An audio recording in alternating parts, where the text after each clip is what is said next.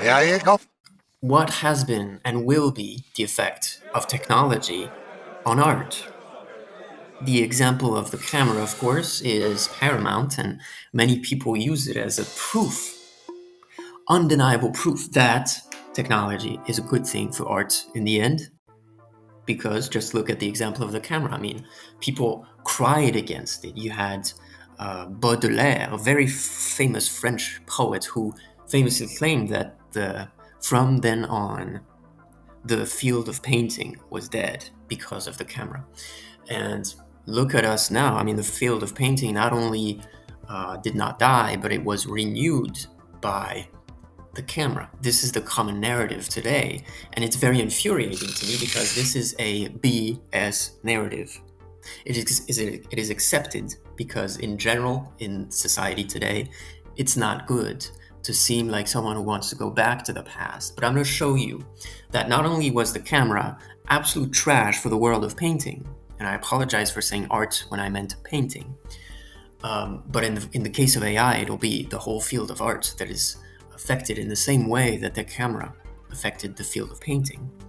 But also, actually returning to the past, as I've covered in a very recent video on my channel, is the very core of art.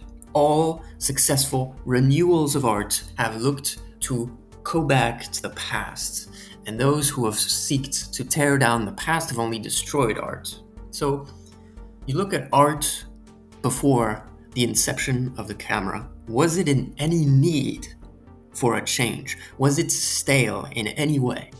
I would say it was not.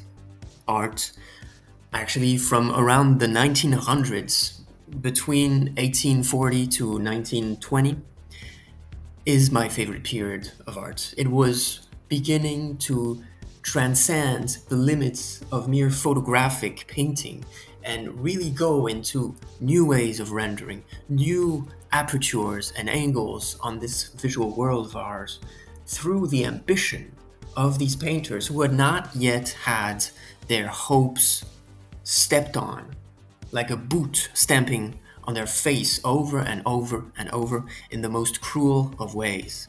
Because that is precisely what the camera did to all painters.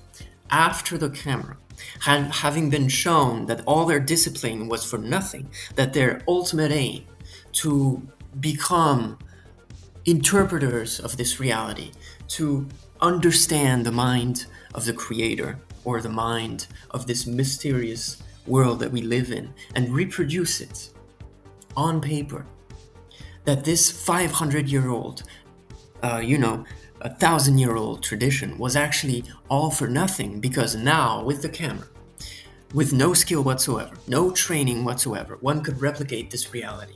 One could imitate this understanding of the world as a 5-year-old boy just by operating a camera. So after the camera, discipline is no longer an aim in art. Instead, freedom is an aim in art. And that is why people now see the camera as a good thing, because you're never more free than when you have a camera in the modern vision of freedom. But I'm here to tell you that the reason art was so great before the camera is precisely because they understood that discipline equals freedom. This is, of course, a very famous sentence from Jocko Willink. Discipline equals freedom. Only in striving to achieve an aim, only in striving to achieve something that you will never achieve, can you actually transcend your limits? Can you become yourself, acquire in yourself the power of freedom? If you don't have this discipline, if you don't have this tremendous lived experience of trying to get to the point where you can actually express yourself, and you deserve to express yourself because of the hard work that you put in. If you don't have this, you don't have freedom. But the modern idea of freedom is that children are the most free of all creatures. And therefore, if you look at art in the past 100 years, the culmination of art has been that these most famous children, sorry, that's a Freudian slip, these most famous artists among all of them were the ones who refused to develop discipline, who refused to use the skills that they did have in most cases, and instead played like children. And that is why now the field of art is no longer inspiring to anybody. It is a place for speculation and for people looking to make little jokes in the New York style. So that's why I think the camera was a terrible thing for the world of art. And I want you to free yourself from this conformity that prevents you from actually looking at reality. The camera was an awful thing for painting, and it will be the same of AI because it makes us more free. It is a tool that gives us more dopamine. It gives us more freedom in the sense of we become more like children because now children are able to use these AI tools and make images without needing any skills. And therefore, we also get to act like children. We don't have the responsibility of learning a skill, of transcending ourselves, of acquiring power within instead of without. And therefore, we could become even more like children. But I want you to know that this is not the way to become a great artist. This is not the way to restore pride in the name of art. This is not the way to save art from the humiliation that has been dealt upon it by technology over and over and over again. You know this within your heart. So don't use AI. Don't support AI. Don't get used to it.